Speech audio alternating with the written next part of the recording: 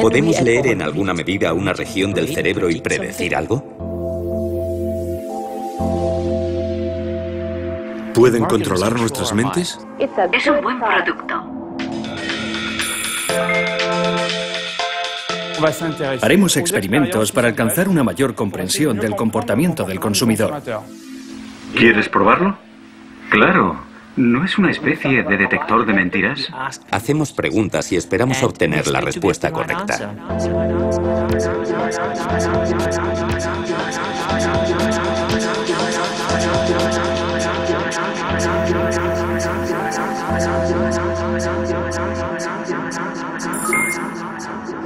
En la actualidad, el marketing está sufriendo. Miles de millones, cientos de miles de millones de dólares se están gastando en todas partes en marketing.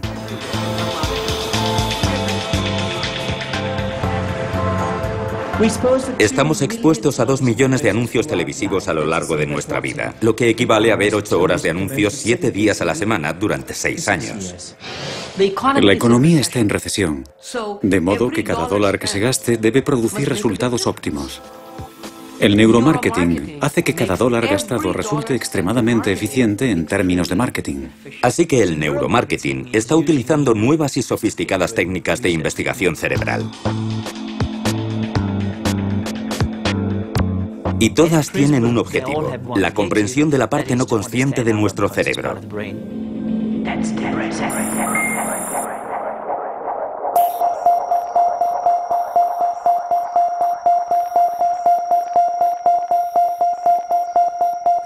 La comprensión de nuestro subconsciente está muy bien, pero ¿con qué objeto? Tal comprensión puede mejorar la forma de cuidar de nosotros mismos, pero ¿puede utilizarse también para ejercer influencia sobre nosotros? Estas cuestiones se están debatiendo actualmente en la Asamblea Nacional de Francia. Los miembros del Parlamento evalúan las cuestiones éticas que suscita la neurociencia, y en particular el neuromarketing. Como investigadores y científicos, estamos obviamente interesados en el cerebro. Lo que constituye una novedad es el hecho de que actualmente los ejecutivos de la publicidad y los creadores de videojuegos están interesados en nuestro cerebro. Hoy día existe una industria de miles de millones de dólares construida alrededor de la ciencia cerebral, mayoritariamente en los Estados Unidos, pero está empezando a llegar aquí.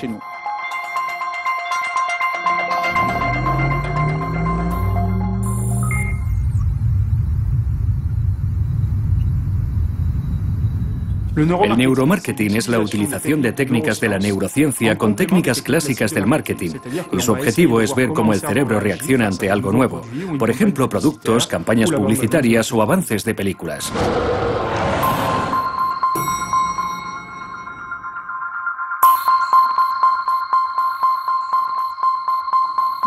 El neuromarketing es muy sencillo. Analizas ondas cerebrales para conocer la eficiencia del marketing, de la publicidad, las marcas, las ventas en local, etc. Pero sin hacer preguntas a las personas.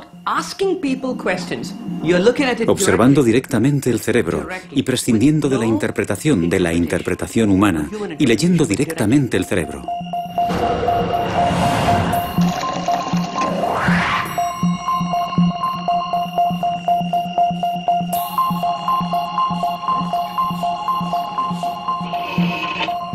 Utilizando la imagen por resonancia magnética funcional, podemos diseccionar zonas del cerebro con una resolución milimétrica. Con estas técnicas, que nos permiten observar el proceso implícito o inconsciente que determina nuestro comportamiento, podemos empezar a interrogar al cerebro de los consumidores qué es lo que realmente estos quieren. ¿Cómo puede la industria estar segura de que fabrica los productos que la gente quiere realmente?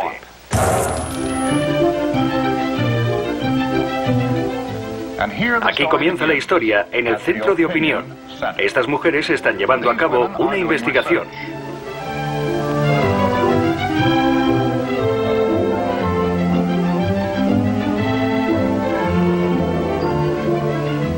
Y estas mujeres también están llevando a cabo una investigación.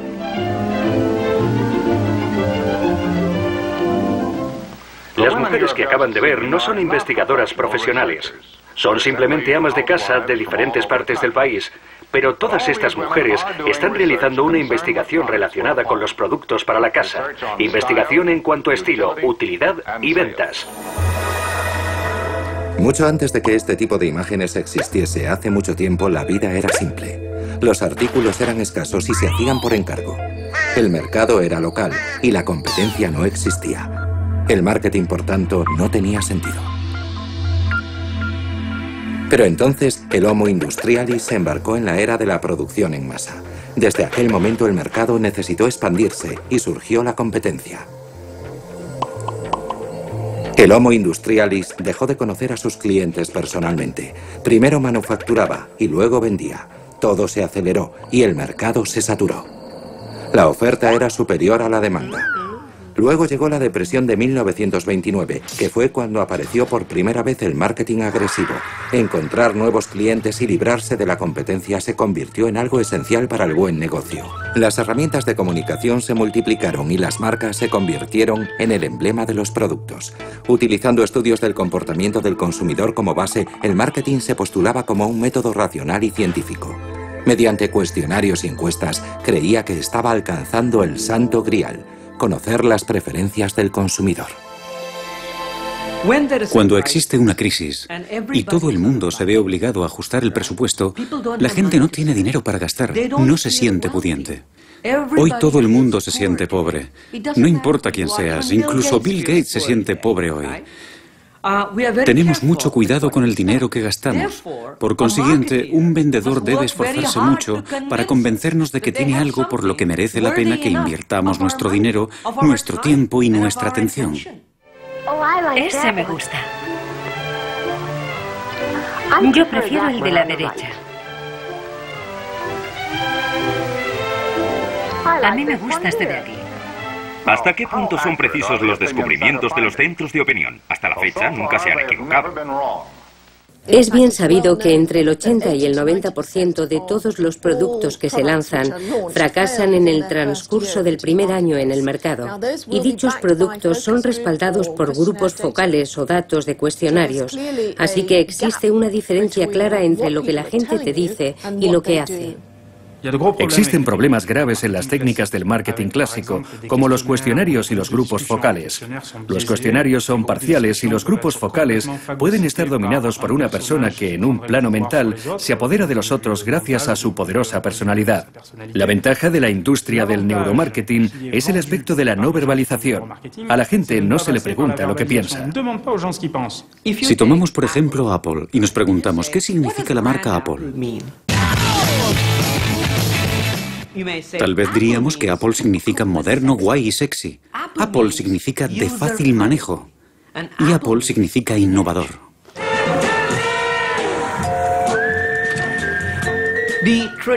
La forma tradicional de hacerlo sería acercarse a alguien y preguntarle: ¿cree usted que es guay, moderno y sexy? ¿Cree que Apple es innovador? Pero en el momento en que yo le hago una pregunta a usted, ya estoy invitándole a dar una respuesta. Si le preguntas a una persona, nunca obtendrás la respuesta correcta. Por eso nosotros la buscamos en lo más profundo del subconsciente, donde está realmente impresa la marca. A los miembros del jurado se les pide que tengan en cuenta una serie de características diferentes. De modo que hacer preguntas a los consumidores no funciona realmente. ¿Pero por qué? ¿Por qué los consumidores no cuentan la verdad? ¿Mienten? ¿Tienen miedo de confesar sus preferencias? Por ejemplo, ¿el brioche por delante de las judías verdes o el chocolate antes que la lechuga? ¿O es porque en realidad no saben cuáles son sus preferencias? ¿Son nuestras elecciones el resultado de nuestras emociones y no de nuestro raciocinio? A los miembros del jurado se les pide que tengan en cuenta una serie de características diferentes. En lo más profundo del subconsciente. Es tranquilizador creer que todo lo que hacemos es medido y sopesado, pero si observamos el modo en el que tomamos las decisiones, veremos que las emociones juegan un papel muy importante. Al principio, el hombre necesitaba un cerebro para respirar, comer, huir del peligro y reproducirse. Y entonces, poco a poco, empezó a querer pensar, conceptualizar y teorizar. Para hacerlo, contaba únicamente con su raciocinio y creía que las emociones eran un obstáculo. Pero estaba equivocado. La razón no es nada sin las emociones. Este reciente descubrimiento se lo debemos en gran parte al estudio de un personaje extraordinario, el estadounidense Phineas Gage. Phineas trabajaba en construcciones de vías ferroviarias a mediados del siglo XIX. Era querido por todos sus colegas de trabajo. Era amable, concienzudo y certero. Era, en una palabra, fiable. Hasta el día en que una palanca le golpeó provocándole la pérdida de masa cerebral. Por increíble que parezca, sobrevivió al accidente y solo perdió el ojo derecho. Tras un periodo de convalecencia volvió al trabajo y fue un desastre. Ya nada fue como antes. Tenía un carácter irascible y era incapaz de tomar una decisión sensata. Phineas fue despedido y durante los 12 años siguientes saltó de empleo en empleo y de empresa en empresa, dejando siempre tras de sí el recuerdo de un hombre insufrible. Gracias a Phineas y otros como él, los científicos descubrieron que el cerebro que piensa, calcula y decide es el mismo cerebro que ríe, llora, ama y experimenta placer. Cuando tomamos una decisión, la emoción tiene la preponderancia. La emoción ayuda al cerebro a examinar toda la información con la que tiene que lidiar.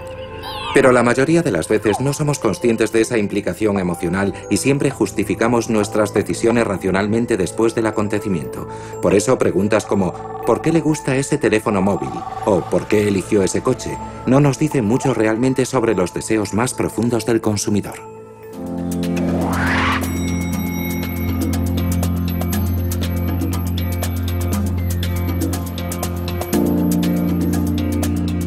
Lo que hacemos cada día es irracional. Lo más curioso es que como consumidores creemos que somos profundamente racionales, pero en un 85% somos profundamente irracionales. Y por eso las marcas siguen teniendo un efecto en nosotros, porque las marcas son simplemente emociones que trasladamos a un producto. No es algo que puedas tocar o sentir. Está solo en nuestra mente. Y por eso el neuromarketing está teniendo un éxito tan rápido, porque la industria estaba desesperada por descubrir formas de comprender la mente irracional, ya que constituye un importantísimo campo de batalla en lo que concierne a la implantación del valor de marca en nuestros cerebros. Implantar una marca en particular en nuestro cerebro podría únicamente funcionar a través de la decodificación de nuestro subconsciente. El más amplio estudio de neuromarketing realizado hasta la fecha es el libro Comprología, verdades y mentiras sobre lo que compramos. Su autor, el danés Martin Lindström, es un auténtico gurú del marketing. Se promociona a sí mismo por todo el mundo a través de numerosas conferencias. Fue elegido por la revista Time como una de las 100 personas más influyentes del mundo. En sus conferencias no tiene ningún reparo en desmantelar las ideas estereotipadas de los asistentes. ¿Cuántos de ustedes afirmarían que son profundamente irracionales en todo lo que hacen cada día? Levanten la mano. Una joven señorita que se ha puesto de pie ahí. Ahora ya saben el aspecto que tiene. Manténganse alejados de ella. Se trata de un problema muy grave. Gracias por ser tan sincera. ¡Mentirosos! Bueno, ahora tienen que ser sinceros. ¿Cuántos de ustedes tocan madera? Levanten la mano. Vamos a ver. Usted no ha levantado la mano antes, ¿verdad? Efectivamente. ¿Por qué toca usted madera? Para darme suerte. Es para darme suerte. ¿Y cómo sabe que funciona? No funciona. Vaya por Dios. Entonces, ¿tenía usted 5 trozos de madera, 5 trozos de plástico y 5 trozos de piedra? ¿Y los tocaba todos para ver cuál funcionaba? No. Somos profundamente irracionales cada día. Nuestras reacciones emocionales son involuntarias, básicamente automáticas. Las emociones están localizadas en la parte inferior del cerebro, el tálamo. El tálamo no se controla conscientemente. El concepto de emoción es para mí misterioso. Por ejemplo, si preguntamos al propietario de una marca actual, nos enseñará una fotografía de una mujer sosteniendo en sus brazos a un bebé y nos dirá que eso es emoción. Para mí la emoción no es consciente, es algo que nos cuesta expresar, algo que tiene lugar sin que nosotros seamos conscientes de por qué sentimos lo que sentimos. Así que emoción es básicamente la esencia de lo que una marca es. Ahora empiezo a ver lo importante que es comprender vuestras emociones. Las emociones han sido totalmente incomprendidas durante los últimos años por el mundo de la publicidad. Y la razón principal es porque no hemos sido capaces de medirlas.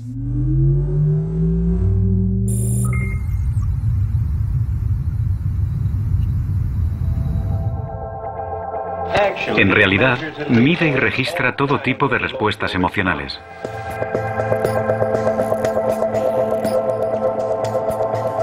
Los psicólogos y los científicos llevan mucho tiempo intentando medir las emociones, pero también los directores de marketing.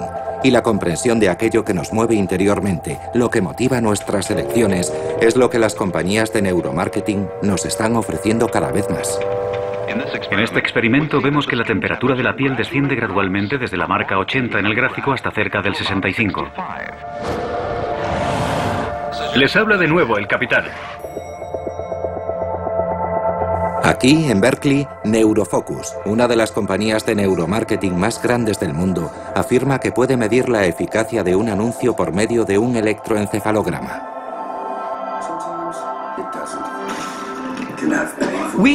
Observamos las ondas cerebrales y tenemos 64 sensores. Cada uno de los sensores monitoriza el cerebro 2000 veces por segundo. De modo que en un segundo obtenemos 128.000 puntos de referencia. Imagínese lo que obtenemos en 30 segundos, lo que obtenemos en un minuto. Miles de millones de puntos de referencia, ¿verdad? Con esto medimos 3 parámetros, solo 3 parámetros, con enorme precisión. La precisión. Ser precisos es muy importante para nosotros, porque somos una compañía de carácter científico. Con el cebo Casimir, mi perro vuelve a sonreír. La eficacia publicitaria se apoya en este caso en la tendencia a la felicidad. Si mi perro sonríe, yo sonrío. Optimismo partido por cebo más raíz cuadrada de perro partido por amo es igual a sonrisa al cuadrado. Una compañía de carácter científico. No está mal. Interesante.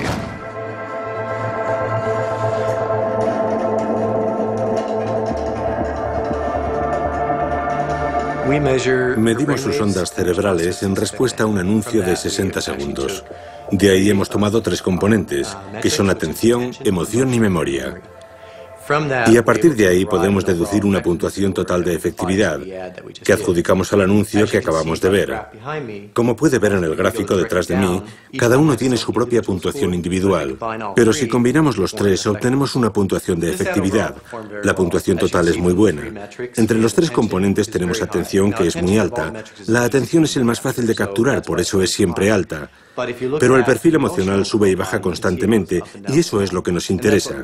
Si una persona muestra una emoción muy alta, puede producirse agotamiento, se cansa del anuncio enseguida. Por tanto, que suba y baje es muy bueno.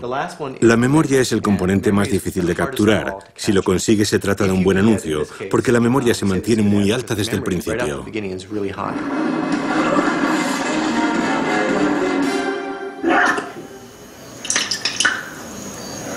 De pardo malo. Si conseguimos que la memoria suba, como vemos en el gráfico, que al final sube claramente, eso significa que mostrar la marca o el mensaje al final del anuncio es muy positivo. Y sabes que el consumidor se marchará recordando la marca o el anuncio.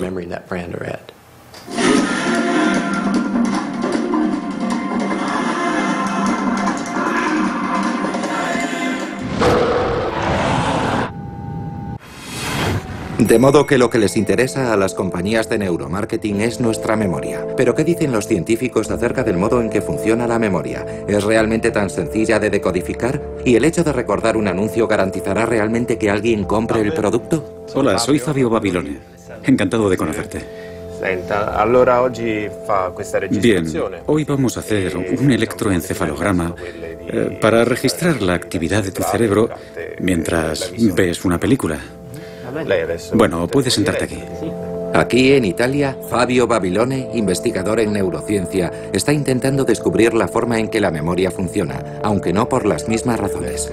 Él y su equipo quieren comprender los mecanismos implicados en el funcionamiento cerebral, observando la actividad que se produce en el cerebro que recuerda y también en el cerebro que olvida. La mejor forma de hacerlo sigue siendo por medio de la publicidad. Perfecto. Continuemos. Ahora que tienes el gorro puesto, empezaremos a grabar mientras ves la película. Es importante que permanezcas relajado. No te muevas demasiado, especialmente el movimiento muscular. El experimento de Fabio consiste en mostrar un documental con anuncios intercalados a personas cuyas ondas cerebrales quedan grabadas digitalmente. Sus pacientes ignoran lo que los científicos están buscando y lo que se les preguntará a continuación. Babilone los recibe una semana después y les pregunta qué anuncios recuerdan. Y sorprendentemente, un anuncio que se recuerda no genera la misma actividad cerebral que uno que se olvida. Hi, babe.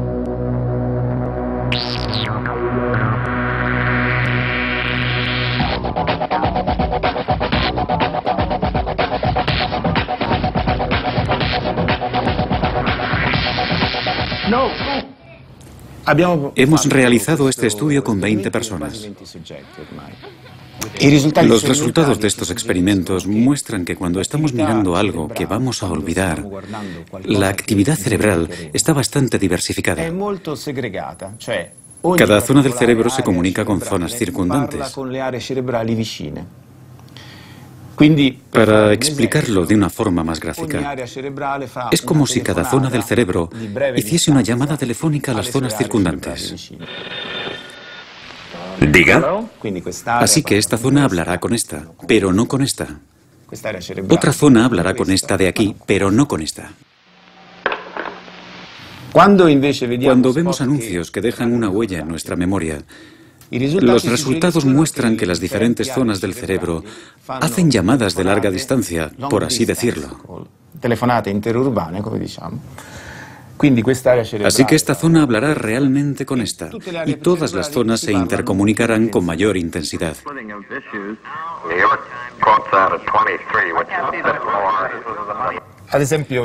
En los ejemplos que hemos visto, la habilidad para recordar no está necesariamente vinculada a la necesidad o deseo de comprar el producto. Por ejemplo, yo estoy seguro de que todos recordamos anuncios malísimos y productos que no tenemos intención de comprar.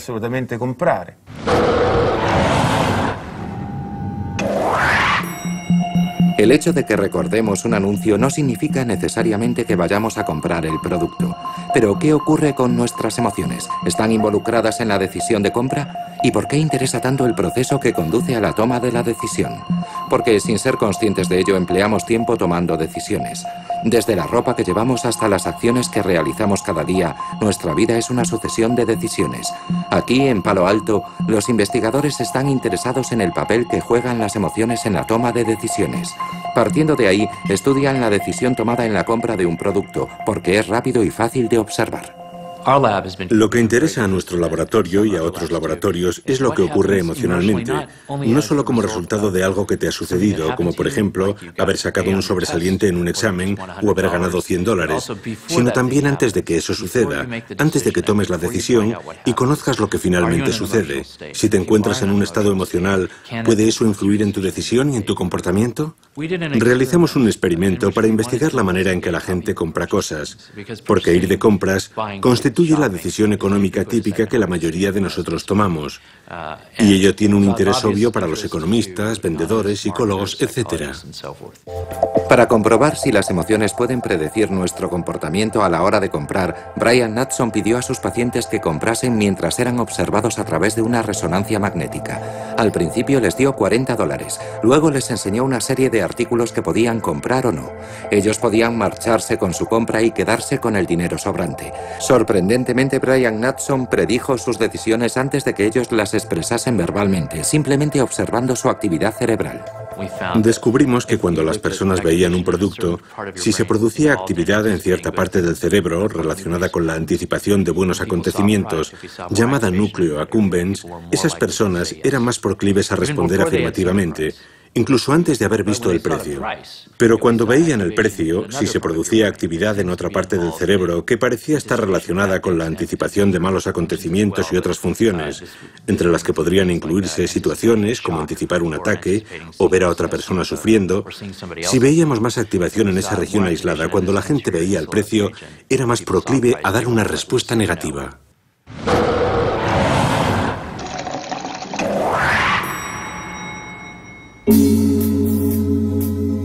La emoción producida por un anuncio de televisión, el recuerdo, son ahora criterios que pueden medirse.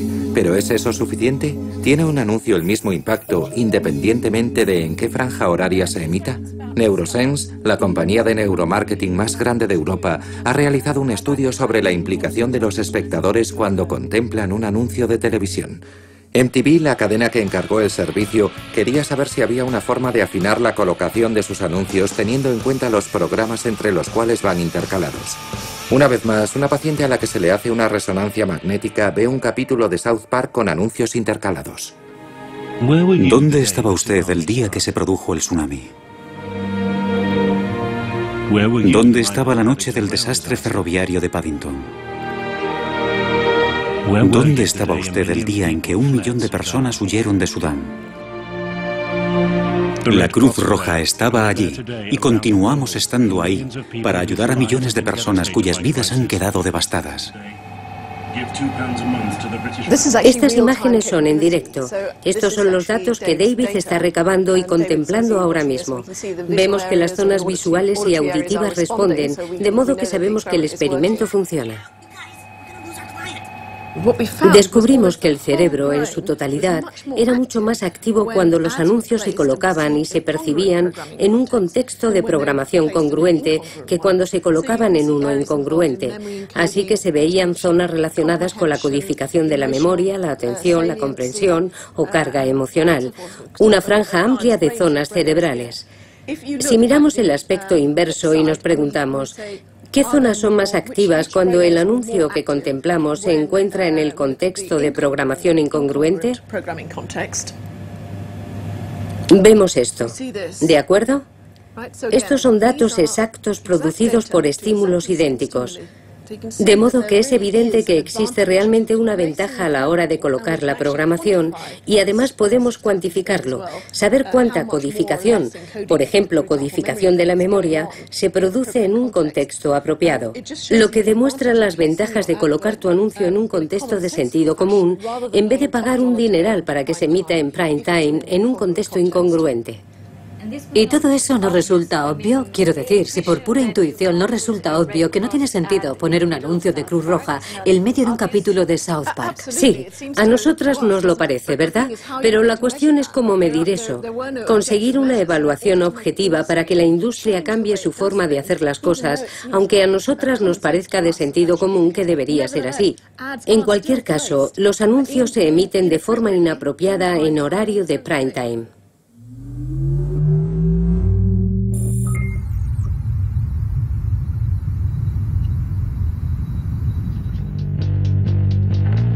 Usted y yo estamos expuestos a 2 millones de anuncios televisivos a lo largo de nuestra vida, lo que equivale a ver 8 horas de anuncios televisivos, 7 días a la semana durante 6 años.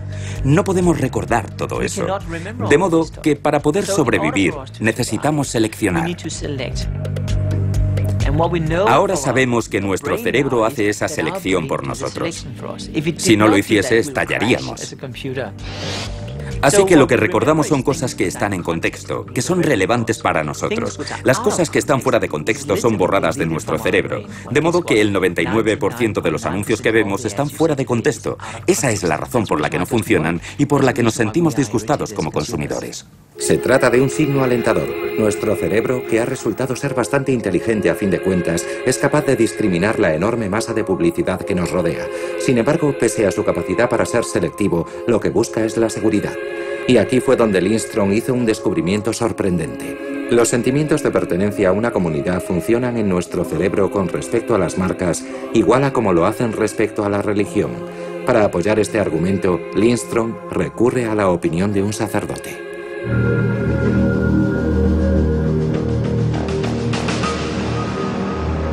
El culto hacia una marca y el culto hacia una iglesia comparten grandes similitudes. Es una cuestión de lealtad. La gente que toma una determinada decisión experimenta un agradable sentimiento de lealtad, porque independientemente de la decisión que tome, siente que es el reflejo de una verdadera preferencia. Y eso les hace experimentar un sentimiento de bienestar, de plenitud. Hay una estrecha relación entre una marca en el sentido religioso del término y una marca en el sentido comercial. Existen connotaciones no solo psicológicas, sino también espirituales.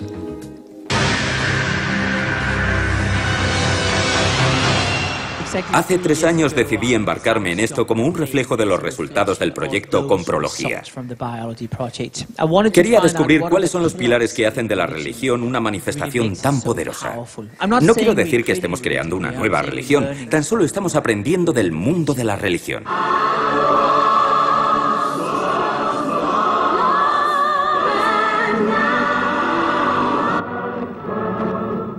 Cuando tomamos como punto de referencia marcas como Apple, Harley Davidson y la fe cristiana, observamos una gran actividad en la región central del cerebro, donde se localiza el sentido de la pertenencia, la zona del temor, mucho temor, pero un sentido de la pertenencia muy acusado. Puedes citarlos, estar en desacuerdo con ellos, glorificarlos o vilipendiarlos, pero lo único que no puedes hacer es ignorarlos. Porque ellos cambiaron las cosas, hicieron progresar a la humanidad. Y mientras algunos ven en ellos a unos lunáticos, nosotros vemos a unos genios. Porque solo las personas que están lo bastante locas como para pensar que pueden cambiar el mundo son las que lo hacen.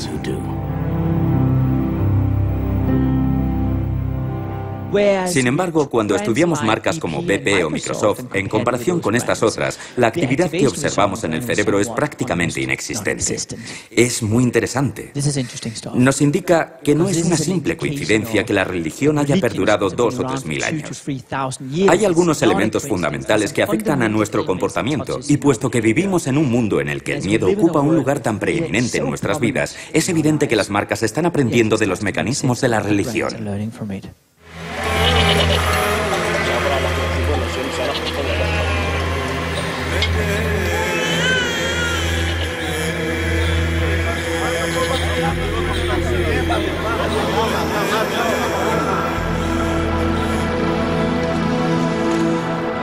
What, Moses? We are fucking lost.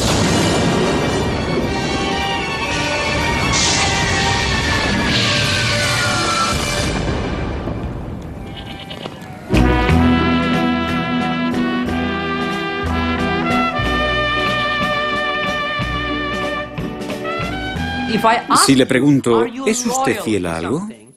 Su respuesta sería, no, yo no soy un perro. No soy fiel a nada. Busco los mejores productos. Pero en lo más profundo de su subconsciente puede que sea fiel. El problema es que se niega a admitirlo o a aceptarlo ante sí mismo. Guardó un joven. Así que en lugar de preguntárselo directamente, le digo, escuche, voy a mostrarle una serie de palabras que aparecen y desaparecen de la pantalla en un intervalo de medio segundo. Algunas de las palabras tienen un punto rojo y otras no. Su trabajo es encontrar las palabras que tienen un punto rojo, y lo que ocurre es lo siguiente. Cada vez que en la pantalla aparece una palabra con un punto rojo, su cerebro reacciona diciendo, ajá, ahí está, la palabra con el punto rojo. Nosotros lo llamamos la respuesta ajá del cerebro. Es un término neurológico en particular que se denomina la respuesta P300. Se trata de una firma neurológica única y concreta. La cuestión es que cada vez que en la pantalla aparece una marca, aunque esa palabra no vaya acompañada de un punto rojo, si tiene una significación profunda en su subconsciente, su cerebro reacciona de todas formas diciendo ¡ajá! La diferencia nos muestra claramente hasta qué punto las marcas resuenan y están profundamente impresas en nuestro subconsciente. Si la publicidad está bien hecha, es como una religión. Contiene al menos alguno de los elementos que la religión ha creado. La religión se apoya sobre 10 pilares, todos ellos muy poderosos, y uno de ellos es lo que llamamos evangelismo. Podría decirse que la publicidad es como la máxima expresión del evangelismo. Es como cuando uno va a la iglesia, y espero no ofender a nadie si digo que una iglesia es como una tienda de marca, solo que su logo tiene forma de cruz, y eso tiene un poder inmenso. Una iglesia nunca llegaría a estos extremos. Sería una forma demasiado excesiva de publicitarse. La iglesia prefiere el boca a boca, porque es un sistema publicitario más auténtico.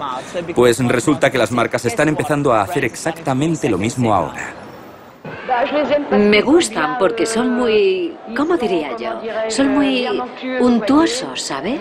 No, prefiero mis Danone. ¿Puede un consumidor fiel ayudar a promocionar una marca? Es posible. Pero mientras las marcas recurren a la fidelidad para promocionarse, ¿qué clase de estrategias pueden utilizar los organismos públicos para hacer llegar sus mensajes preventivos al público? Para disuadirles de fumar, por ejemplo. Lindstrom constató con sorpresa dos cosas: que los mensajes del estilo "fumar mata" son inefectivos y que el sexo no vende.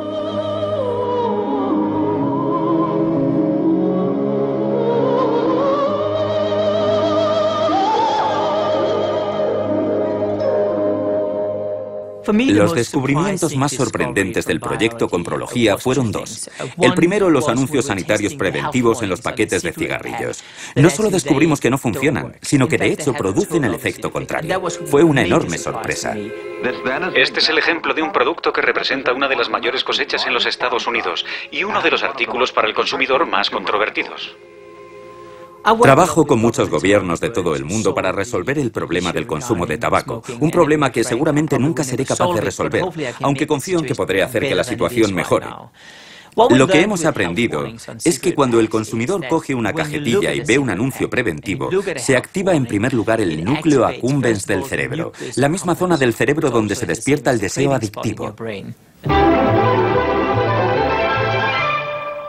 Lo que ocurre es que 10 segundos después de ver un anuncio preventivo, enciendes tu cigarrillo y te sientes bien. Pasados 10 minutos, al encender otro cigarrillo, vuelves a iniciar el mismo ciclo. Lo que sucede entonces es que empiezas a asociar ese anuncio preventivo con una sensación de bienestar.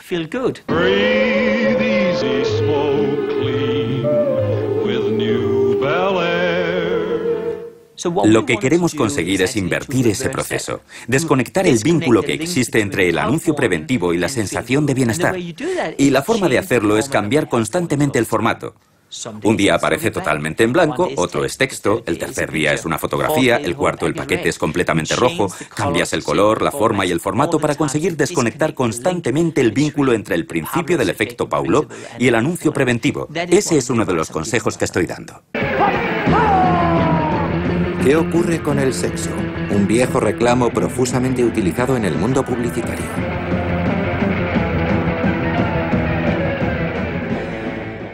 El sexo, publicitariamente hablando, no vende. Lo sabemos gracias a Comprología. Pensábamos que vendía y seguramente lo hizo en el pasado, pero hay dos problemas. Primero, el sexo ocupa un lugar tan preeminente en nuestro cerebro que cuando se hace uso de él, nuestra mente piensa únicamente en el sexo y se olvida de la marca. Quand on n'a rien à cacher, rien à cacher, on le montre. Joker n'a rien à cacher. Joker n'a rien à cacher, rien à cacher.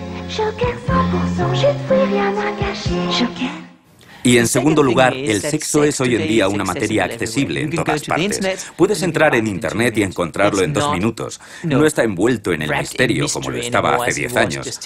Como consecuencia, no es algo que llame poderosamente la atención. Ya no produce el mismo efecto, por ejemplo, que un anuncio francés de hace muchos años que me viene a la memoria, en el que una mujer aparecía todas las semanas con los pechos ocultos tras un cartel que decía: "La semana que viene enseñaré más". Aquella campaña publicitaria cosechó un enorme éxito, fue muy controvertida y por esa razón dio tanto que hablar. Si se hiciese algo así hoy en Francia no tendría ninguna repercusión porque ya lo hemos visto todo, así que el sexo no vende. Les habla de nuevo el capitán.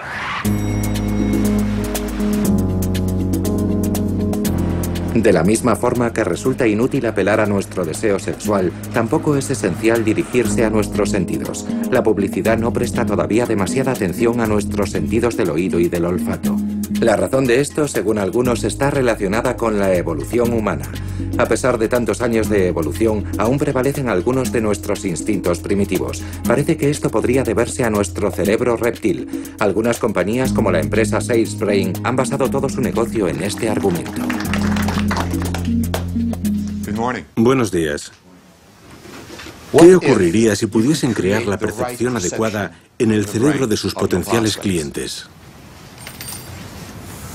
¿Qué ocurriría si pudiesen dirigir su mensaje a la parte del cerebro de sus clientes encargada de tomar las decisiones?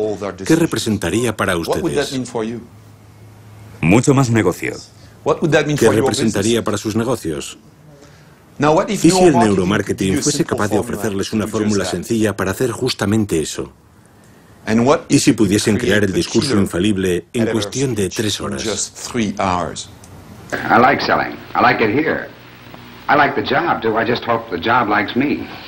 ¿Valdría la pena el tiempo que le han dedicado? Sí. ¿Cubriría sus gastos de suscripción a Vistage? Sí, sí. Me alegro. Hola, me llamo Patrick Ramboise. Soy francés. Nadie es perfecto. Como saben, he dedicado mi vida a las ventas y al marketing. No me sentía satisfecho con toda la formación de ventas que había recibido, así que tuve que crear mi propia metodología. Y esto es lo que quisiera hacer con ustedes. Me gustaría repasar desde el punto de vista ejecutivo lo que sabemos sobre el funcionamiento del cerebro. Ayudamos a las empresas a pulsar el botón compra en la mente de sus clientes. El método de Sales Brain es aplicable a todo el mundo porque se basa en la influencia. Se puede aplicar tanto a gente que vende aviones Airbus, plantas nucleares o yogures, incluso a madres que quieren que sus hijos salgan puntuales hacia la escuela. Voy a resumir en un corte transversal lo que sabemos sobre el proceso de toma de decisiones. Huelga decir que se trata de una descripción muy simplificada de cómo funciona, pero para el propósito con el que trabajamos en ventas y en marketing es muy efectivo. Esto es lo que los neurocientíficos han descubierto usando imágenes por resonancia magnética y otras técnicas para observar el cerebro. El detonante cerebral se encuentra en la parte superior del encéfalo, en la zona que une ambos hemisferios. La literatura médica lo denomina el viejo cerebro. A veces lo llama el cerebro reptil y otras veces el sistema límbico. Da igual el nombre. Lo importante es que utilizamos la parte más ancestral de nuestro cerebro para tomar decisiones. Y esto tiene sus ventajas y sus desventajas. La desventaja es que decidimos al nivel de un cocodrilo. ¿Por qué? Porque compartimos ese cerebro con los reptiles. Por eso se llama el cerebro reptil. El cerebro reptil tiene una enorme antigüedad, se remonta a 450 millones de años. Es lo que los neurocientíficos llaman el cerebro preverbal. El santo grial del neuromarketing es encontrar una imagen o una historia que desencadene una emoción concreta, un sentimiento de alegría, de tristeza o de culpabilidad, y que dicha emoción desencadene a su vez una toma de decisión. Ese es el santo grial que busca el neuromarketing.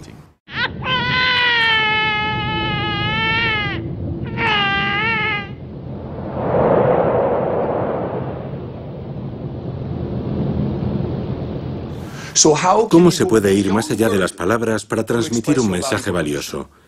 El lenguaje corporal es sin duda uno de los medios.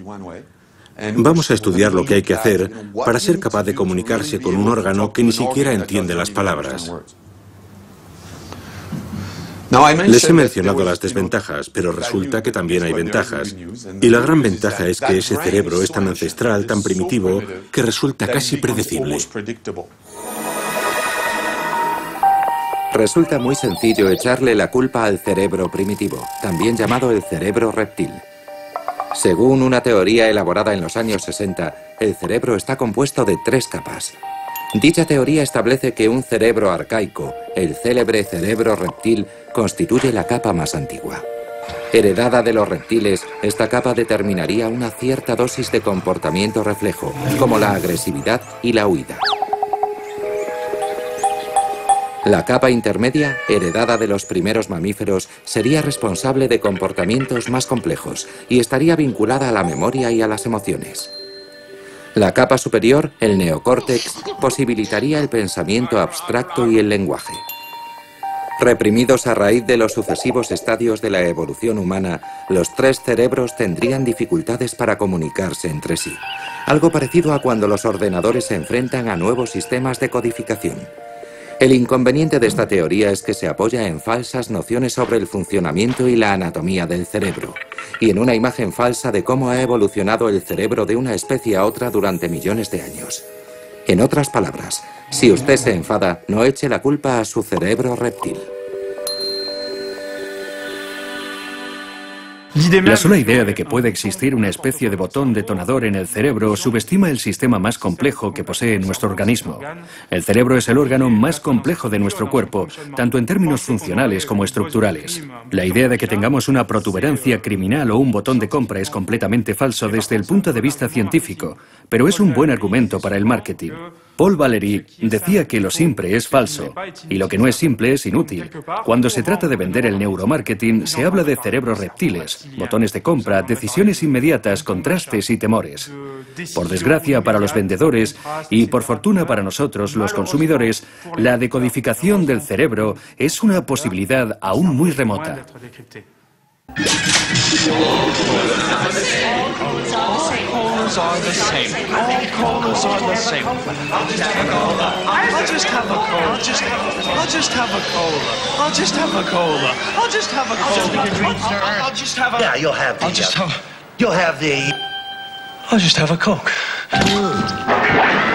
La neurodimensión del neuromarketing estaría entonces por encima de cualquier otra consideración del marketing. ¿Son todas estas medidas útiles?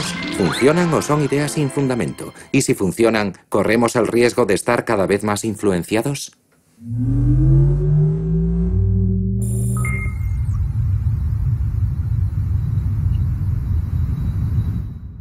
Ningún técnico de ventas honesto le dirá que tiene la solución definitiva, es decir, un anuncio que sea efectivo al 100% gracias a la neurociencia. Todo lo que sabemos sobre el cerebro está sobreestimado por los inversores y por la industria. Por otro lado, sería hipócrita afirmar que el neuromarketing no funciona. Hoy nos encontramos en una posición en la que la neurociencia puede contribuir a ayudarnos a entender o a manejar ciertas situaciones y todos coincidimos en que puede resultar útil. Si aporta cosas en estudios de esa naturaleza cuyo objetivo es el bien público, es evidente que puede ayudarnos a entender el comportamiento del consumidor. Nunca hacemos nada que tenga que ver con la manipulación. Simplemente medimos reacciones. No creamos anuncios. No creamos mensajes subliminales. No nos acercamos a eso lo más mínimo. No creo que exista un mecanismo o viabilidad económica en el uso de datos obtenidos por medio de imágenes, ni siquiera los obtenidos a través de un grupo focal, que puedan servir para manipular a los consumidores. Lo único relevante es que cuando tratas de vender al consumidor algo que no le interesa, simplemente no lo compra. Subliminal advertising.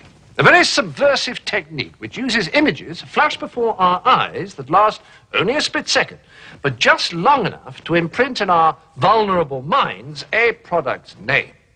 Not just that either. Sophisticated vocal tricks are sometimes used without our realizing it at a conscious level. Nadie ha esperado a tener imágenes por resonancia magnética o imágenes cerebrales para manipular a la gente y conseguir que compre cosas que no quiere. Manipular o influenciar se puede jugar con las palabras, pero todo se reduce a conseguir que los consumidores tomen decisiones que no desean tomar. Es una técnica inherente al marketing o a la psicología aplicada al consumidor. Por eso los especialistas en neuromarketing se interesan por estas técnicas, porque piensan, ahora voy a manipular todos estos ingredientes para ver si el medidor del deseo varía. Es un punto de vista muy simplista de cómo funciona nuestro cerebro. Este es el proyecto perfecto para ustedes. Este es el proyecto perfecto para nosotros. Los gobiernos deberían intervenir y poner límites entre lo que es permisible y lo que se sale de la legalidad. Una vela proporciona luz. Una vela puede incendiar un edificio. Debemos tener cuidado con el uso que hacemos de la vela y no echarle la culpa a la vela.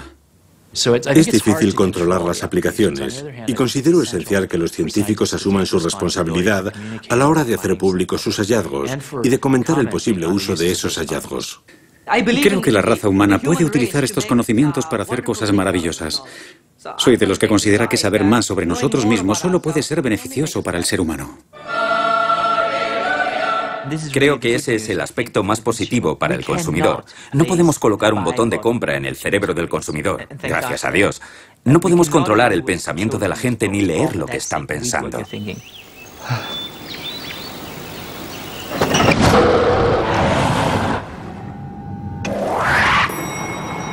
Podemos estar tranquilos.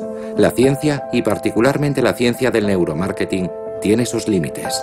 Nadie va a leer nuestras mentes, por el momento al menos. Pero, ¿qué ocurrirá en el futuro? Si nos atenemos a los hechos, aquí, en la Universidad de Pittsburgh, el equipo del profesor Marcel Just ha comenzado ya a decodificar nuestros pensamientos. El objetivo no tiene nada que ver con el neuromarketing. Este equipo trabaja principalmente el área del lenguaje, centrándose especialmente en el autismo. Pero ¿qué sucederá cuando otros tengan acceso a sus resultados? En estos últimos años se han podido utilizar imágenes por resonancia magnética funcional para identificar el contenido de los pensamientos de la gente. Empleando nuevas técnicas de computación, técnicas de aprendizaje a través de las máquinas, hemos descubierto la relación entre zonas específicas de actividad cerebral con determinados pensamientos. ¿Cómo te encuentras, Justin? ¿Listo para empezar? Sí. Muy bien, tardaremos unos 5 minutos y medio. Procura permanecer lo más quieto posible. Marcel Just ha desarrollado un programa de software capaz de reconocer palabras pensadas por los pacientes que se someten a un escáner de resonancia magnética. Palabras que el ordenador adivina observando su actividad cerebral. Creo que la palabra es apartamento. Respuesta correcta. Eso es, lo ha acertado. Ha acertado 10 de 10 en una prueba con 2 posibles respuestas. Ha hecho pleno. Para todos nosotros significa que, hasta cierto punto, cuando pensamos en una silla, en una manzana, en un martillo o en cualquier otro objeto material, nuestros cerebros reaccionan de una forma muy similar.